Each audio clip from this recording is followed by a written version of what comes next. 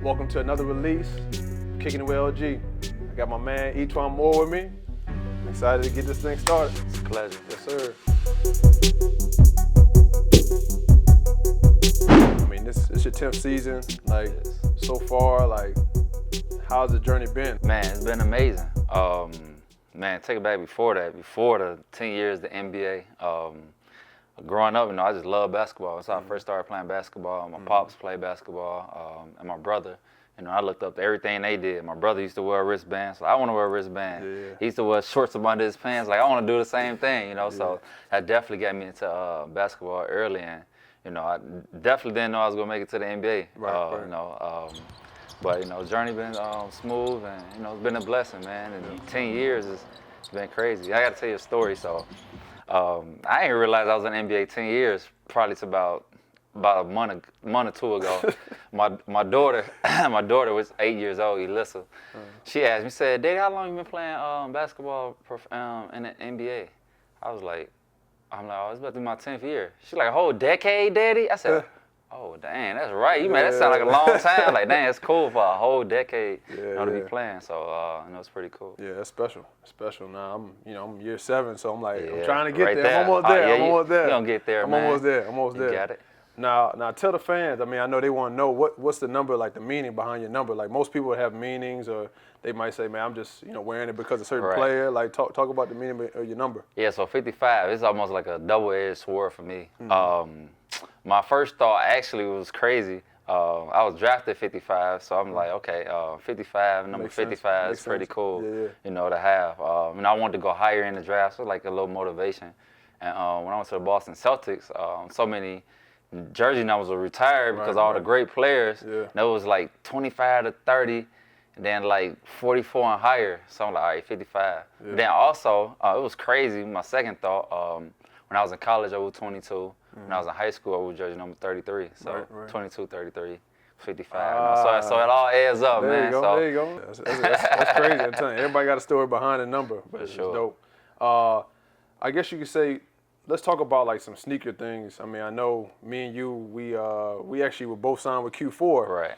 Tell the fans, I mean, Q4 Sports, like I was rocking Q4 Sports and was doing customized shoes and all that. Right. And then you would like going back and forth trying to figure out like, the size and getting it all right. I remember you had the colorways were dope. All the colorways were dope. Yep. So like take the fans through like the journey of like customizing your own shoe, having your own shoe, number one in the NBA. That's special.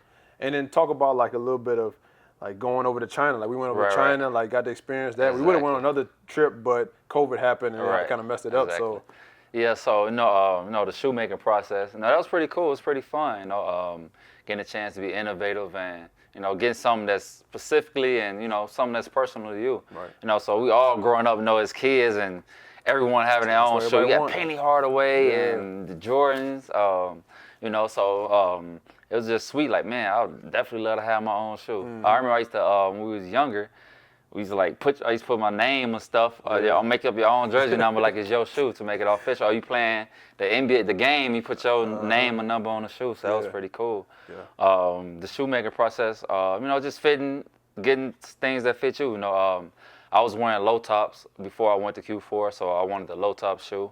To be agile. I was playing point guard, so I got to chase guys. I got to chase Steph off screens and Kemba Walker. So I needed a shoe that. That lets me be agile and be able to move. Right. Then I had some cool colorways. I was in New Orleans playing, so I tried to get something to match the jersey. I had like a navy blue with a little floral leaf going around with gold trimming. One of my other favorite colorways I had was a Christmas one. It was all white, and then I had like the baby blue gum bottom at the bottom. So it's almost like made me feel. I was thinking of Christmas and snow, and that was pretty cool. It was exciting to have my own shoe. It was crazy because I'm playing against other teams, and every game somebody'd be like, "I don't know what those shoes are, but that was nice though." They were like, "I don't know what those are." They're like, "Oh, those ain't Nikes, but that was nice." For real, every single game, everybody like, "Ooh, I like those." So I always got positive feedback, man. It was good. It was a fun time. And like you said, we went over to China, man. That was a ball. That was a ball, man. Lifetime memories for me. For sure. Us all going over there as a group. You know, going to Sunset Park, that was pretty cool. It was crazy. almost like a Rucker Park, full of people watching us play basketball. They got the music, people hanging off the gates. Man, that was exciting. Being out there, I was like, man, there's a lot of people out here. But just seeing like how like the Chinese basketball is like kind of blown up. How they love basketball. They love basketball. Oh my God, it's crazy. Man, I didn't know how big basketball was over there until we went over there. And I'm like, dang, they really love basketball. We pulled up at the park, like got off the bus, and we literally like riding down the street, nothing's happening. Right. And then all of a sudden, once we pulled up at the park, it was just like boom, like a lot of people going and like crazy. So we walked off, like everybody started screaming and yelling. Like, it's crazy. Like you said, lifetime experience. Man, lifetime experience, man. Won't never forget it. Like you've kind of switched over, like you've been wearing like the Kobe's and KD's. What you think like is your favorite of all time? I mean, I remember I was looking at some older pictures. Hold on. Favorite now? Is you talking about basketball or off the court? That's two different. Let's talk about off the court first, and then we'll get into on the court. Okay. So what's some of your favorite like shoes of all time, like that you like rock? I mean, I see you got the Forces on right now. I'm gonna go number one. You know, number one gotta be the Forces. The Forces. I don't know if you can see it, but you know, I'm a classic type of guy. Yeah. You know, Air Force One. You know. Pretty simple. I got a pretty nice collection. As long as you're not creasing. No crease. I keep them fresh, keep them clean. Right. And I got a lot of my Air Force One game pretty tough. It's up there. Yeah, I don't know. Somebody want to battle me. I got a pretty tough Air Force One game. Hey, we gotta check that out. I gotta check it out. Just straight Air Force One. I got a nice game. I got a couple here, but most of them home. But I got a few here, but I'm gonna come down. I'm gonna make it an effort to go down to the crib. I gotta check it out. Yeah, come down to the crib. Yeah, come see it, man. My Air Force One game pretty nice. All right, let's talk about on the court. What you got? But hold on, I got one story to tell you. Air Force One, man. Oh man. My first Air Force One shoe was a mid-top, cream mid-top. Okay. With like a cream swoosh. Okay. But my first pair, man, I traded one of my friends. I grew up in a rough neighborhood. So cool. Sometimes we gotta make stuff do how we do. Yeah. So I traded one of my friends another pair of shoes. Okay. But actually Nike Flights, the Air Flights. The Air Flights. That's the Air Flights. The ones, Nike. Not the ones that LeBron. They almost look like 4s. You know what I'm talking about? Oh yeah. I know. They almost look like Jordan 4s. Yeah, I know you're talking about. I traded him a pair of those, and they had a couple scuffs on them and everything. But I had the little white shoe polish. Yeah. Went home, I put the little white shoe polish. They looked brand new. What? Polished the whole shoe, make them look fresh. Yeah. And man, I wore them, and that was my first pair of Air Force Ones. I always wanted them. Now, what about on the court? What's some of your favorites that you could take us back like?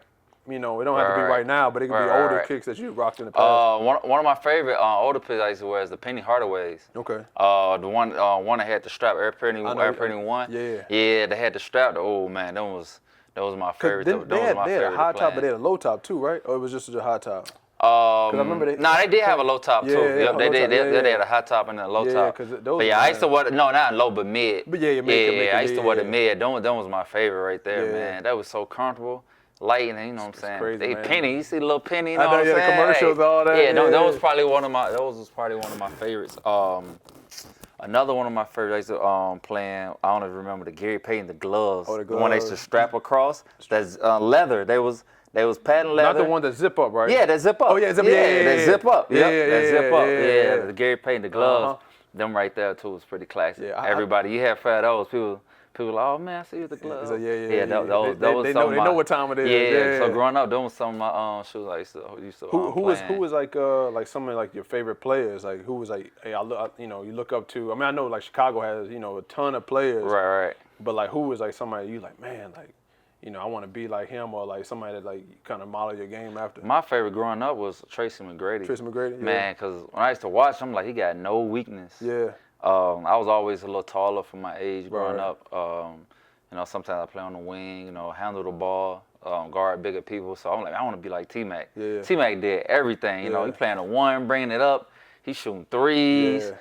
Then he might post shoot. He might, you know what I'm saying? Then he passing, throwing down. So I was like, I want to be like T-Mac.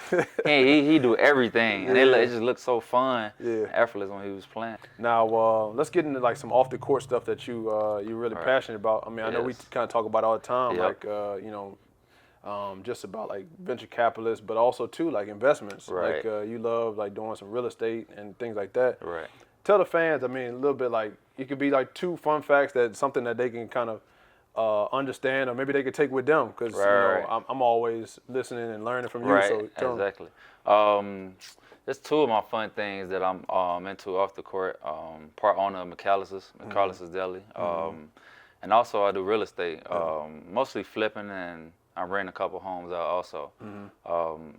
The biggest keys I would say is, for me, never swing for home runs. You know, only invest in what you can afford to lose. Right. You know, If you got $50,000, you're not investing $50,000. Right. If you got $50,000, you might invest 5 or 8. Right. You know, You gotta be smart. With your money. That's one. Yeah, that's one thing. You know, everyone want to hit a home run, and I'd rather hit 10 to 5 singles, 5 or 10 singles. Yep, and it adds up at a time. You know, because not all investments are perfect. Right. And my number 2 thing is managing. It's easy to get into stuff, make money, but managing and keeping it. Right. No, that's the most important. You know, putting a team together, people that you trust. Yeah. You know, to help keep things going. Yeah, so that's huge. It's huge having a team. Yeah, huge having a team around you. And then like you talk about team. Your brother helps you, you know, with the foundation. Yes. Like, talk about your foundation. I mean, I've always seen like you doing a lot of giveaways, going back having camps for the kids. Talk about like that in the community of Chicago, like what you do. Yeah, my foundation, Etwan Moore Foundation. We basically focus on the inner city youth. My family helps me out with that a lot. My older brother, Ezel, and my sister, Keisha. My parents help out also. But those 2, they the one that do it, man. It's just a passion, you know. We come from, you know, East Chicago, and we know what it feels like not to have everything that we want, and you know the struggle and how to make it out, you know. So we just always want to give back and try to help the kids, you know, that feel like they don't got nobody to lean on, you know, it might be some advice and stuff they never heard or never seen. Exactly. You know, but we've been through it all. For us to live, you know, in the projects, and all 3 of us graduated from college. That's huge. Huge. You know, not most people even where we from even go to college. So for all 3 of us to grow up in that environment and graduate from college, you know, that's big. So, you know, for us to go and give back, like you say, some of the things we do, basketball camp every year. We do the Christmas giveaway, Thanksgiving drive. On the 4th of July, we have a big fireworks show and a big picnic. We got scholarships. Every year, we give 4 scholarships out to seniors that's going to college and help them with like room and board and help them with books. You know, so it was just some of the things. Just try to be visible. Try to do all the things that when I was a kid, I would have wanted to see. If I would have had an NBA player coming back and, you know, giving me advice and showing me different things, you know, that would have motivated me like crazy, like, whoa, like, dang, he really did this. You know what I'm saying? Like, if he can do it, I can do it. Right. So that's what I always want to try to give back. That's great. Great motivation right there. Now we're going to have some fun. We got a couple of trivia questions. Got some trivia questions, all right? All right, so I'm going to read these because I don't want to get these wrong, all right? So we have, who was the Suns' head coach the last time they made the playoffs? The last time they made the playoffs? Was it Alvin Gentry? Alvin Gentry. Yeah, Alvin Gentry. Gotta know. Hey, G, that's my boy, Alvin Gentry, man. Hey, Alvin Gentry got me to New Orleans. He made the deal happen, man. So, hey, that's my boy for life. All right. Got that one right, all right? All right, so next one is, who is the Suns' all-time leader in three-point makes? All time. Right now, on our team, somebody is 4th and rising. You know who that is. Right. That's D-Book. So, like, who would you think in history, all history of Suns? I'm thinking Dan Marley. Dan Marley? Is he all? No, it's either him or Steve Nash. What's the final answer? You got Dan Marley, you got Steve Nash. Who the final answer? I'm going with Steve. You going Steve? You got down. I'm going with Steve. I'm going with Steve. Yeah. Steve Nash. Okay. 2 for 2. 2 for 2. 2 for 2. Steve. All right. Among Purdue grads, who has the most points in the Phoenix Suns uniform of all time? Like, you know, I don't know how many came from Purdue. You got to think back. I mean, I don't know if you know the history of Purdue, who came to Suns played, but right, that's tough. Yeah, I know it's tough, right? Let me see. And the Phoenix Suns? Oh, that's a hard one. It's a hard one. Was it a guard, Jerry 16? It's a guard. Jerry 16. Huh? Was it Jerry 16? So I'm gonna give you a hint. So I'm gonna give you a hint. There's 3 of them. There's three from Phoenix Suns history. You said that went to Purdue though. They went to Purdue. 3 of them. It's 3 of them. All right. So this the only 3. You got 3 of them. All right. All right. I'm gonna give you 2. The last one, you got to figure out the last one. You got Joe Barry Carroll, and you got Jimmy Oliver. I don't know if you know either one of them. Yeah, I heard him. You heard of them? them? I ain't know he played. The third one. Here, the third one. I don't know. I mean, you got to guess the third one. I don't know what the third one is. Who else played for the Phoenix Suns? I don't know. It's all me? There it is. Oh, man, I think that was somebody else. It's all me. He said, that was a good one, man. You playing the trick on me. Yeah, okay. Yeah, that's it. But yeah, I appreciate y'all. My boy, he came through. He kicked it with LG. Another episode knocked out. Like I said, appreciate you coming thanks for having me, man. No doubt, Pleasure. no doubt, bro, no doubt.